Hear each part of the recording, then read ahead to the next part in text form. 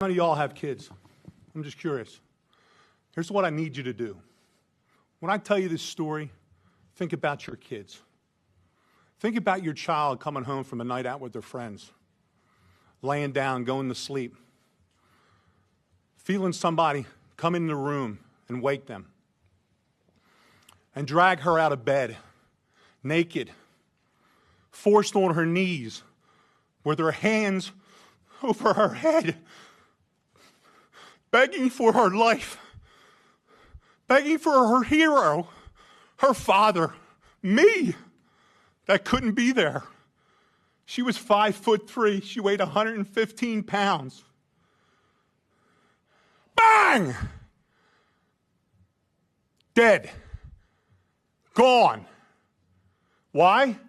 Because Alexander Devontae Dickey, who was arrested 39 goddamn times, 25 felonies, was on the street. How about that? How good are we doing for our family? How good are you doing for your kids? He should have been in jail for over 140 years for all the crimes he committed. You know how much time he spent in prison? A little over 600 days in 10 years. He's only 30 years old. He was committing 2.65 crimes a year since he was 15 years old. But nobody could figure out that he couldn't be rehabilitated. Well, you'd have to put him in prison to see if he could be rehabilitated. Isn't that the idea of prison? But no, my daughter wanted to be a teacher. She finally figured it out 2 weeks before she was executed. And I haven't heard a damn word from Byron Gibson in South Carolina. Not one word. 4 months, no communication. His biggest concern was that he was pissed off about my interview and how I made him look on the Fox News channel with Trey Gowdy. How pathetic is that? That we're letting our 22-year-old kid visiting friends. It's all she ever wanted to do was visit friends. And she literally was executed while on her knees begging for her life. Her name's Logan Federico, not Irina. And you will not forget her. I promise you. You will be sick and tired of my face and my voice until this gets fixed. I will fight until my last breath for my daughter.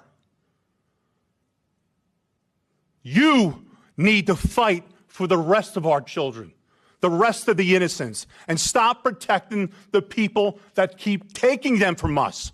Please. You have the power. We put you in the power to do what you have to do. We're asking you, we're begging you all to stop this. 39 crimes in 10 years, 25 felonies.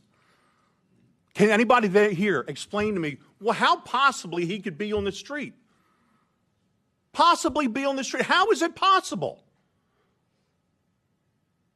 I could sit down in a room and I could explain the whole process of how it failed, how South Carolina failed, Logan, okay? How lack of communication. What y'all did, you woke up a beast and you pissed off the wrong daddy. Because I'm going to put it out there.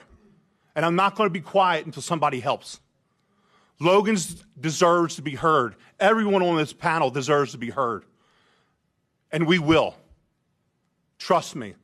My daughter laid on the floor for 7 hours before somebody in that house recognized that something was wrong.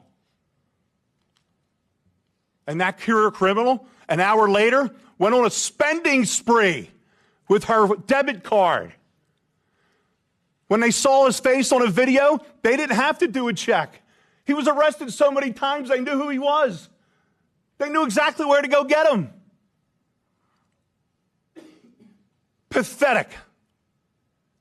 Absolutely pathetic that I'm here today. Thank you for your time.